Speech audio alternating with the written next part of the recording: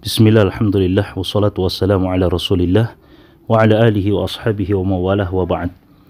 Teman-teman yang dimuliakan oleh Allah subhanahu wa ta'ala, banyak yang bertanya tentang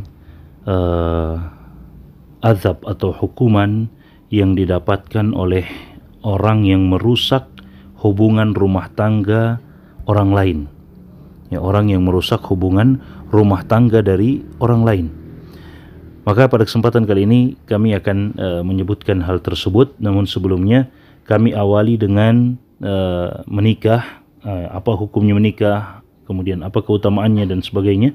Kemudian juga tentang poligami, dan kemudian saya masuk kepada hukum orang yang merusak hubungan rumah tangga orang lain. Teman-teman yang dimuliakan oleh Allah Subhanahu wa taala, perlu kita ketahui bahwa menikah itu adalah sunnah. Ya, hukum asalnya menikah itu adalah sesuatu yang disunnahkan. Bahkan ini adalah sunnahnya para rasul, utusan Allah Subhanahu wa taala. Ya, Allah Subhanahu wa taala berfirman tentang para rasul tersebut, "Walaqad arsalna rusulan min qablika wa ja'alna lahum azwajan wa dhurriyyah." Kata Allah Subhanahu wa taala, sungguh kami telah mengutus para rasul sebelum dirimu wahai Nabi Muhammad, dan kami menjadikan untuk mereka pasangan. Ya, Allah Subhanahu wa taala menjadikan untuk mereka pasangan-pasangan dan anak keturunan. Ya, Allah Subhanahu wa taala jelaskan sini bahwa ini adalah sunnahnya para rasul. Ya, oleh sebab itu Abdullah bin Mas'ud radhiyallahu taala anhu menyebutkan dan memberitahukan kepada kita satu sabda Nabi sallallahu alaihi wasallam yang memotivasi kepada para pemuda yang sudah mampu untuk menikah agar segera menikah. Ya, dan ini juga menjadi pelajaran untuk para pemuda agar jangan terjerumus ke dalam pacaran dan sebagainya, tapi diperintahkan untuk segera menikah jika telah mampu. Ya, jika telah mampu. Abdullah bin Mas'ud radhiyallahu taala anhu, beliau mengatakan, kami bersama dengan Nabi sallallahu alaihi wasallam. Ya. Kemudian tiba-tiba Nabi sallallahu alaihi wasallam mengatakan kepada kami, "Ya ma'syarasy syabab, man istata'a minkumul ba'ata falyatazawwaj." Wahai sekalian para pemuda, siapa di antara kalian yang telah mampu al-ba'ah, yang telah mampu untuk menikah, pembiayaannya, ya.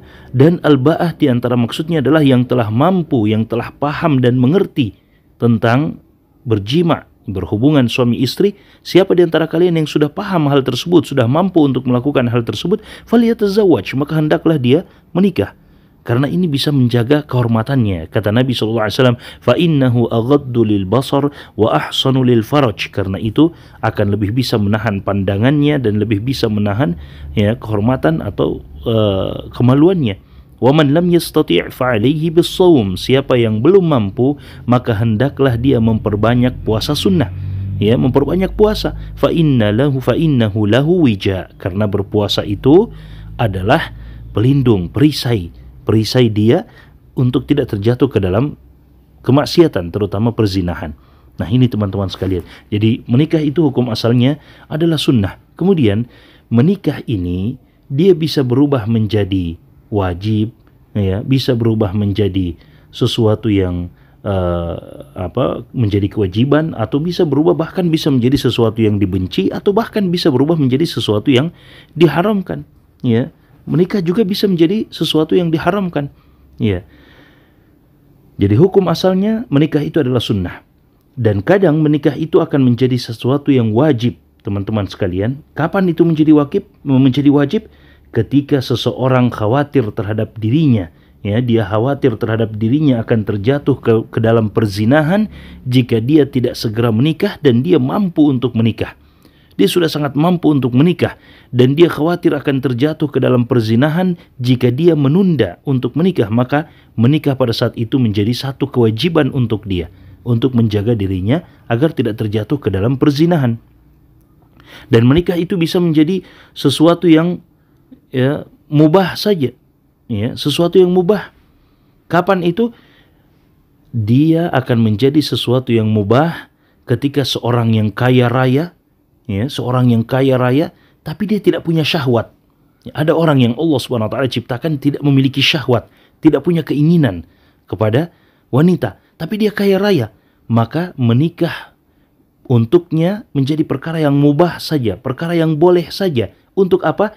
untuk dia bisa memberikan kehidupan kepada istri atau kepada wanita yang dia nikahi, untuk bisa dibiayai kehidupannya, ya, untuk bisa dijaga wanita tersebut, tapi dia tidak punya keinginan. Ada orang yang diciptakan oleh Allah Subhanahu wa taala seperti itu. Dan menikah kadang bisa menjadi sesuatu yang makruh, sesuatu yang dibenci. Kapan itu? Ketika seorang yang fakir, dia tidak punya apa-apa, dia tidak punya kekayaan, dia tidak punya apa-apa, bahkan hidupnya sendiri sangat susah. Kemudian dia juga tidak punya syahwat, ya. Dia juga tidak punya kemauan. Dia tidak punya hajat untuk menikah. Maka dibenci untuknya menikah. Karena dia fakir dan dia juga tidak punya keinginan. Ya, artinya dia tidak akan terjatuh ke dalam perzinahan meskipun dia tidak menikah. Dan kadang menikah itu bisa diharamkan. Ya, kadang menikah itu bisa diharamkan, teman-teman sekalian. Kapan itu? Yaitu ketika seorang sudah memiliki istri, kemudian dia ingin menikah lagi padahal dia sadar bahwa dia tidak bisa adil dan dia tidak mampu untuk menikah lagi, namun dia memaksakan diri untuk menikah lagi, berpoligami, maka menikah, ya, pada saat itu haram bagi dia. Menikah yang kedua, poligami, itu haram bagi dia. Nah, poligami sendiri, teman-teman sekalian yang dimuliakan oleh Allah Subhanahu wa taala, masalah poligami ini, hukum asalnya poligami itu adalah sesuatu yang mubah. Hukum asalnya poligami itu adalah sesuatu yang dibolehkan dalam agama kita, dan dia bisa menjadi sunnah, ya. Poligami itu bisa menjadi sunnah ketika seorang laki-laki memang sangat membutuhkan pendamping yang kedua, ya, karena disebabkan faktor-faktor, misalnya istrinya mandul, tidak bisa mendapatkan anak misalnya, atau istrinya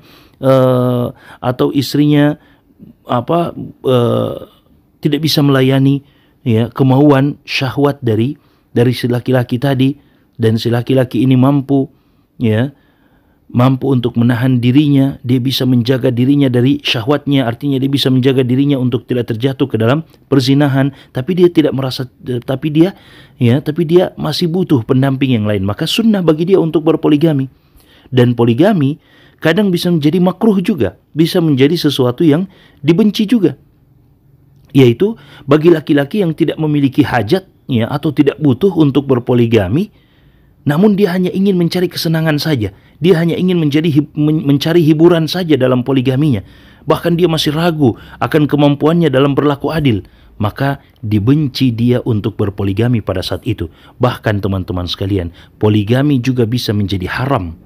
Ya, poligami bisa menjadi haram sebagaimana yang saya sebutkan tadi, ketika seorang sudah menikah dan dia tidak mampu, artinya dia fakir, ya, dia miskin misalnya, kemudian dia juga bisa menahan syahwatnya, dia bisa menjaga dirinya agar tidak terjatuh ke dalam perzinahan, namun dia memaksakan diri untuk tetap menikah lagi, padahal dia tidak mampu berbuat adil, dia tidak mampu membiayai istri keduanya, istri pertamanya saja mungkin kesulitan, dia hidup bersama dengan istri pertamanya, namun dia memaksakan diri untuk tetap berpoligami. Maka pada saat itu, kata para ulama kita, poligami bisa saja menjadi haram untuk dia.